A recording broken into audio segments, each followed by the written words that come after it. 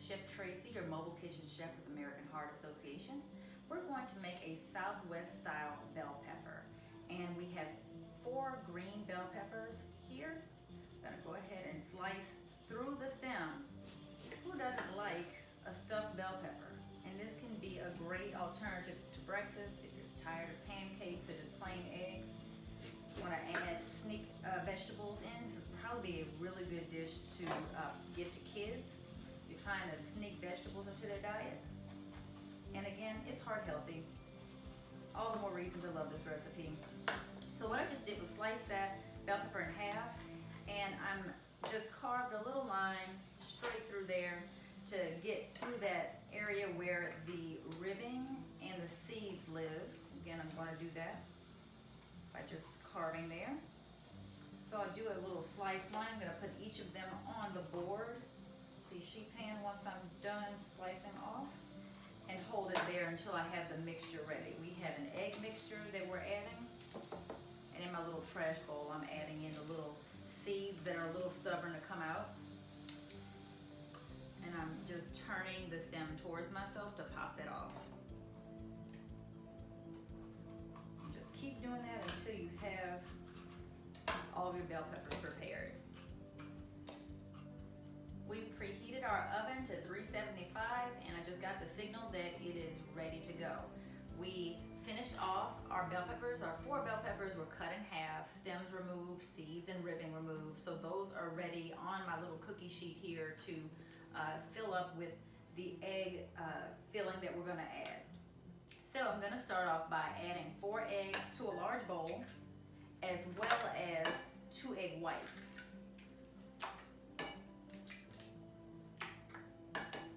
And I just got a little separate bowl here to catch my yolks. And you just open up that egg as it is starting to fall out, and I'm just kind of tossing the yolk back and forth in the shells. And I'm holding it there, pouring the white. And the yolk is gonna likely just live here. Okay? Again, just tossing that yolk back and forth, and it'll cooperate for you. Not to be stressed or worried about that step. And just adding in. To this, we're gonna also add 2 tablespoons of taco seasoning. I have a salt-free taco blend. It's gonna add so much flavor in this. We have like chili powder and cumin. I'm gonna also add half a cup of yogurt, Greek yogurt, super thick and rich and high in protein.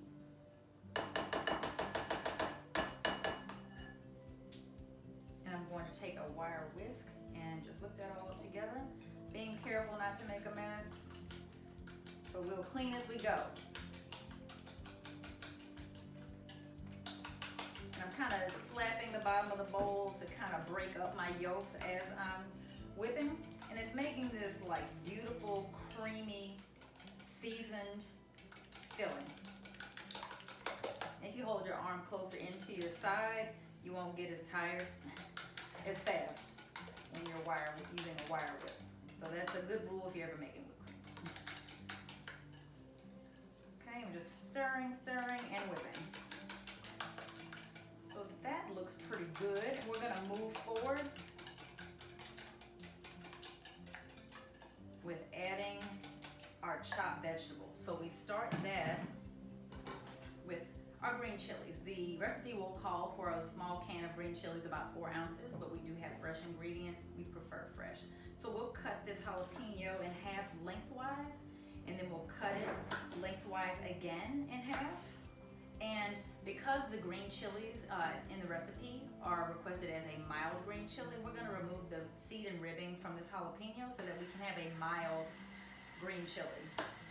So I'm just taking the knife parallel to the cutting board, and I'm using the tip of my knife to wiggle that ribbing and seed out, and then I'm pressing onto the board at the very end near the stem to also remove the stem. And you continue that motion, and then you begin slicing your jalapeno long ways. The thinner the slice, the smaller the dice. So I'm gonna do that for all 4 segments of my jalapeno. gonna gather this little bunch of sliced jalapeno segments, batons, and I am dicing them now. And the smaller you dice something, the faster it cooks. And some people actually do also have a texture issue where they would prefer to have a small piece of like onion or pepper in their mouth. And so this milling method helps you arrive at that. So all I'm doing is anchoring the knife at the point with one hand and then lifting the handle to kind of go over and over and over until I arrive at a mince. I use this a lot with making chopped garlic. If I'm not using a food processor, I'm the food processor. This was the original food processor, the miller. All right, so I'm gonna add this into my bowl, and then I'll also add an avocado.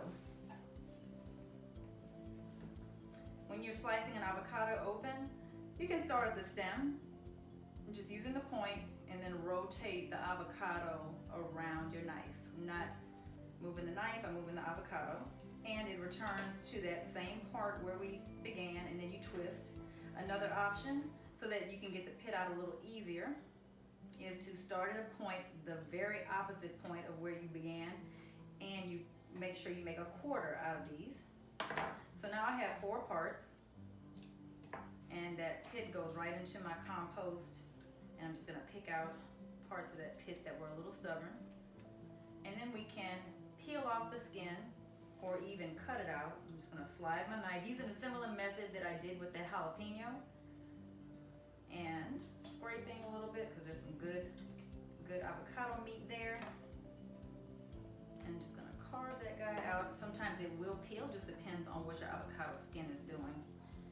Some of it is stubborn, some of it easily peels right off. And from here, we're gonna just dice this in chunks. So I'll make a little smaller lines out of this, thinner lines.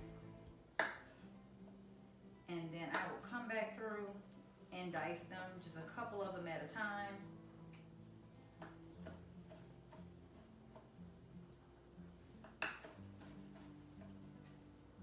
And last but not least, okay, great, we can add this to our bowl of egg and whip it up and then fill our green bell peppers.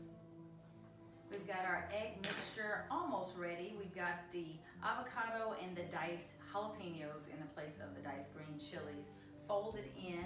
So I just stirred that around with a spoon, and next we're going to actually add some cheese, half a cup.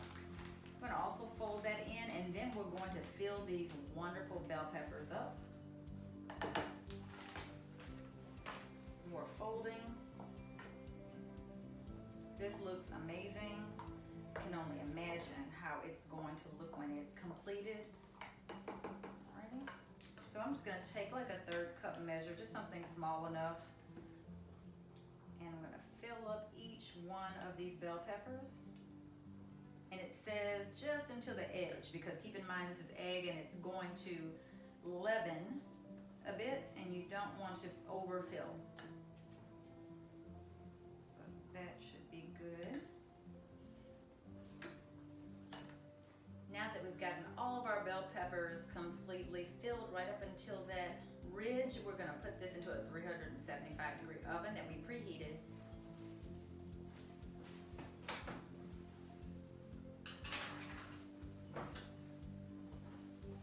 Until those eggs are cooked and you'll see the leaven in the bell peppers. Fresh out of the oven, we have our Southwestern avocado bell pepper quiche cups. These were in the oven for about 35 minutes. The eggs are completely set. I'm shaking it a little bit just to double check that. They're all set and a little browned on the edges of the bell pepper. A fantastic alternative and crowd pleaser for your family for breakfast or brunch.